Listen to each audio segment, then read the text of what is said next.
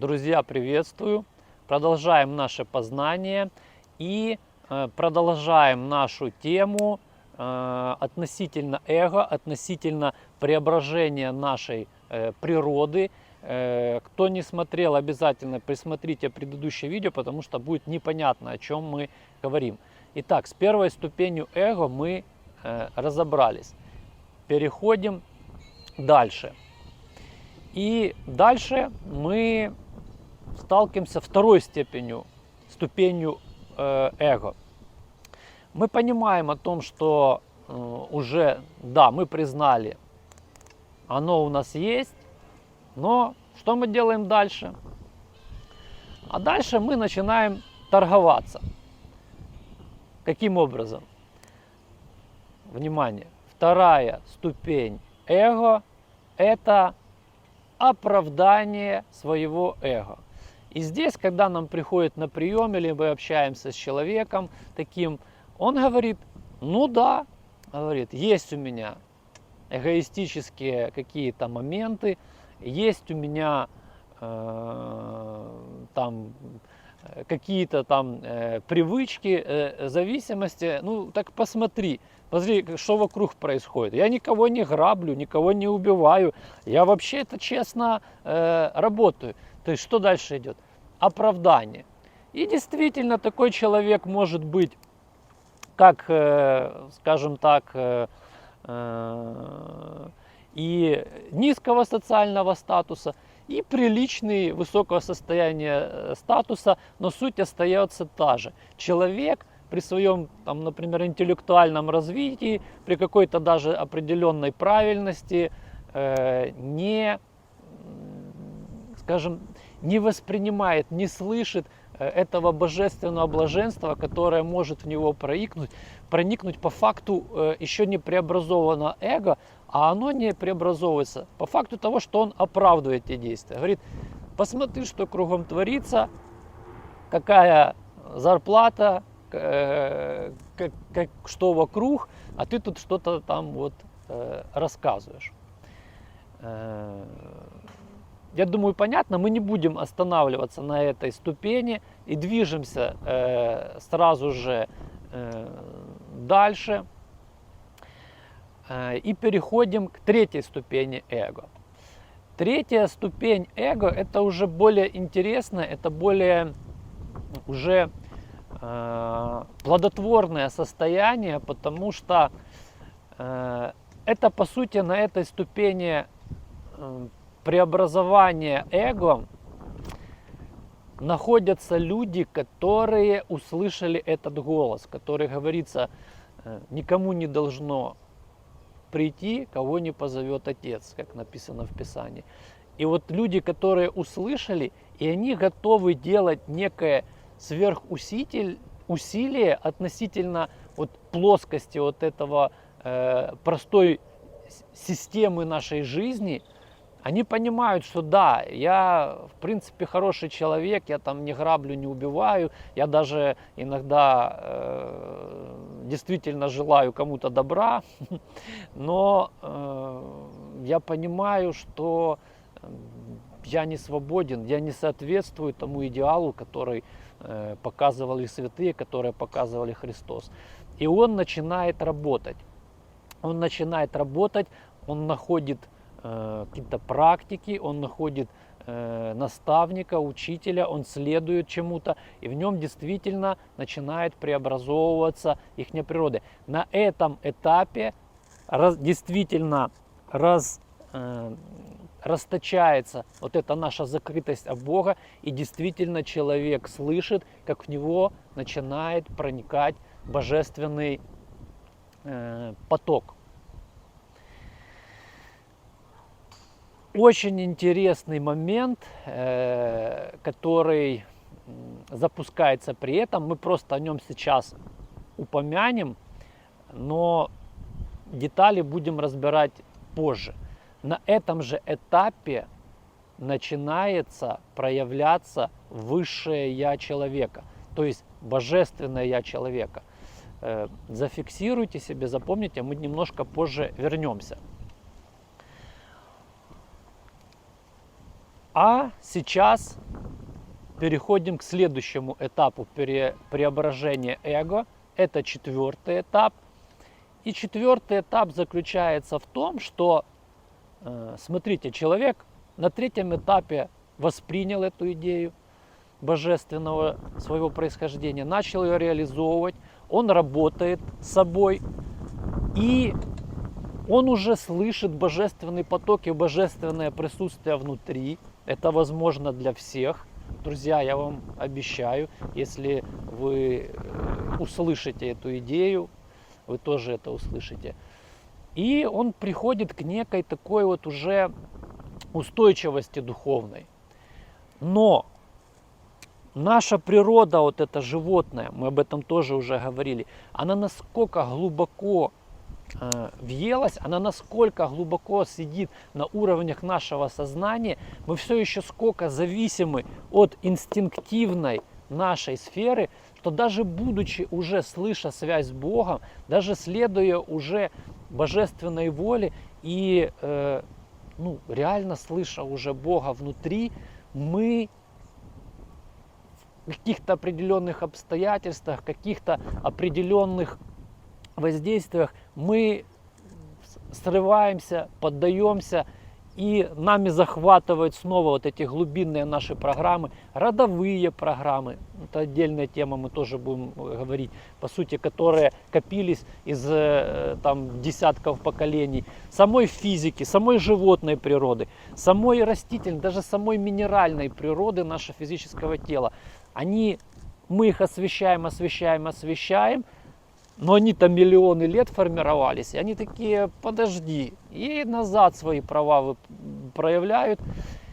И в этом вот случае, на 4-й степени преобразования эго, человек находится в исследовании и глубоком, и преобразовании как раз своей инстинктивной природы через то, что называлось аскетизм.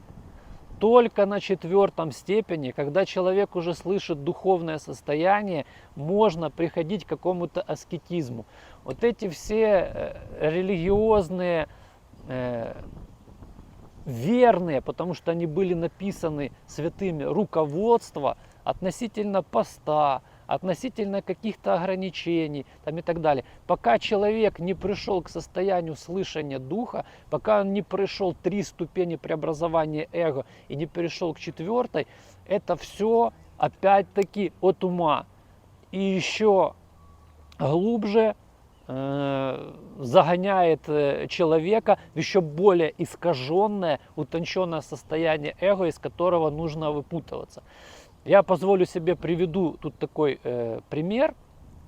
Мы однажды были в парке, с друзьями был я, мой друг и с нами девушки. И это было неподалеку от монастыря, от храма. И мы подходим к купели, она находилась в лесу.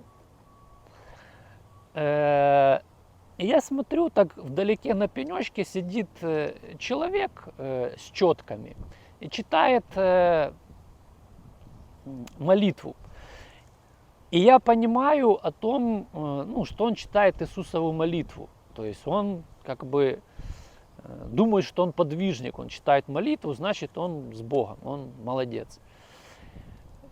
Ну хорошо, мы наблюдаем это. И я там с моим другом, мы окунулись в купель, оделись, а девушки наши говорят, мы же, говорит, ничего не взяли ни этих рубашек, ничего. Они говорят, никого почти нету. Говорит, мы сейчас разденемся там в чем есть, там в белье, как бы искупаемся и выйдем. Вы там отвернетесь. Хорошо.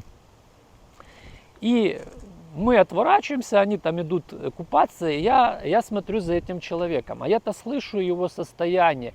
Какое состояние? Категоричности, религиозной зазомбированности. И он сидит, читает эту молитву и думает, вот я-то монах. И он смотрит, поворачивается и с полным таким пренебрежением, мол, вот тут вот какие-то вот пришли вот эти вот миряне, я тут, значит, читаю молитву, они тут голышом, типа грешники там, и так далее. И вот это очень важно понимать, то, что он читает молитву, то, что он соблюдает там эти посты там, и так далее, его ни на шаг не приблизило к Богу, это к человеку, к сожалению. К сожалению. Он не понял это, не услышал. А наоборот, он усугубляет свое состояние и, по сути, читая Иисусову молитву, он приближается больше к демоническому состоянию, своему сознанию, чем к божественному. Вот обратите это внимание, то есть я не в плане это, чтобы кого-то скомпрометировать, но чтобы вы поняли, как это происходит. И только когда человек нашел это божественное в себе состояние, я возвращаюсь, вот уже дух в нем работает, и он видит у него устойчивость. Чтобы укрепиться, и этот дух проник еще глубже, преобразив нашу вот эту природу как раз наших зависимостей, через аскетизм, то есть через определенные ограничения, через определенные неудобства, что мы делаем? Мы драконим нашу вот эту вот как раз несознательную природу. И она начинает, пока вот у нас все хорошо, мы в духе. Но когда у нас все плохо, оно вылазит. И мы искусственно делаем себе плохо, относительно плохо. Например, тем же постом. Да, мы начинаем меньше есть, не доедаем. И смотрим, что у нас. Наша природа физическая начинает бунтовать. Она недовольна. И вот тут, когда я, вот обратите внимание, я сытый сижу, да, и я такой весь в духе, как бы в благости. Это одно. И мне пришел человек, что-то мне там говорит, у меня все хорошо там и так далее. А теперь смотрите, я голодный сижу, и мне тут человек говорит, что мне? Реакция, вот это как раз проявляется, вот эта вот природа, вот это животное, непреображенное. Но будучи уже в духе, я наблюдаю эту реакцию и преобразую. Это на 4-м этапе преображения эго только включается эта работа. Обратите это внимание. Но это, по сути, знание уже практического курса. Это просто вот очертания, чтобы вы вообще понимали, что вокруг происходит. Потому что тот бегает там во имя там Бога, что-то кричит, другой, третий читает молитвы, 4-й бьет поклоны, все во имя Бога. И в этом трудно разобраться. Наш курс был и направлен в том, чтобы вы в этом разобрались. И вот смотрите, мы вспомнили о том, что у нас на 3-м этапе начинает проявляться высшее Я. Друзья, а откуда взялось это высшее Я? И вот здесь вот ответ на наш вопрос. Высшее Я наше, это и есть преображенное низшее Я, наше эго. То есть изначально наше божественное начало, пребывая в состоянии вечности, блаженства, у него не было никакого индивидуального сознания, и оно даже, будучи частью этого океана блаженства, даже не осознавало этого блаженства. Потеряв его и сформировав индивидуальное сознание и сказав, я есть в этом мире, вот я есть, да, я не просто часть какого-то океана, вот есть некое я. У меня сформировалось эго. Но потом, когда я иду, возвращаюсь, это эго мое преобразовывается, и я возвращаюсь в то же состояние блаженства, радости, но уже осознавая это, и вот это эго, которое сформировалось, проявляется уже у меня как состояние высшего Я. И вот наше эго, вот здесь, которое начинало формироваться на уровне растительного природы, в преображенном состоянии, пройдя через низшую точку своей инволюции и пройдя дальнейший путь эволюции, проявляется вот эта вот точка наша высшего Я. Здесь оно уже проявляется в точке высшего Я. Или вот здесь, вот в этой точке. Это вот 4 степени преображения эго и преображения нашей природы, как разъяснение дополнительное в том, как мы движемся, как мы возвращаемся. Но, естественно, за такое короткое видео невозможно это передать, это дается все на практическом курсе. Но, в принципе, вот этих принципов, которое мы с вами проговорили, будет достаточно вам для ясности, что вообще, что происходит. И вот не понимая этого, не понимая, что такое божественная реализация, очень часто я наблюдаю, вот, особенно в интернете я смотрю, есть много хороших людей, действительно. Я не буду сейчас говорить кто, чтобы не указывать пальцем, но я видел люди, которые преподают йогу, классную йогу ведут. И люди действительно по своему потенциалу очень высокого духовного характера. Но не поняв этот принцип, не встретя просто эти знания этого человека, их состояние на душевном уровне. То есть они добрые, они хорошие, они ведут йогу, они рассказывают о Боге, о моральных принципах, даже какие-то там сверхчудеса с ними происходят. Но вы уже знаете, да, практика чувствознания. Слушаем состояние, что они как бы в каком находятся, а их состояние в душевном уровне. Да, оно здесь. Чаще всего их состояние здесь. Вот.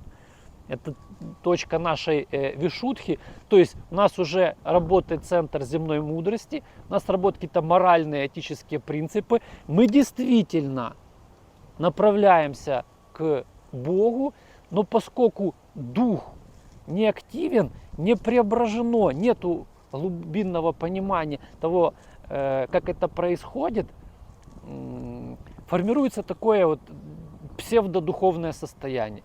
То есть человек говорит правильно, делает правильно, но состояние его не выражает. Поэтому рекомендую, у нас будет видео исследования состояния человека. Мы пропустили этот этап исследования, когда проходили состояние инволюции, но в этом видео мы разберем эти вопросы. На этом все. Благодарю вас, друзья, и до скорых встреч.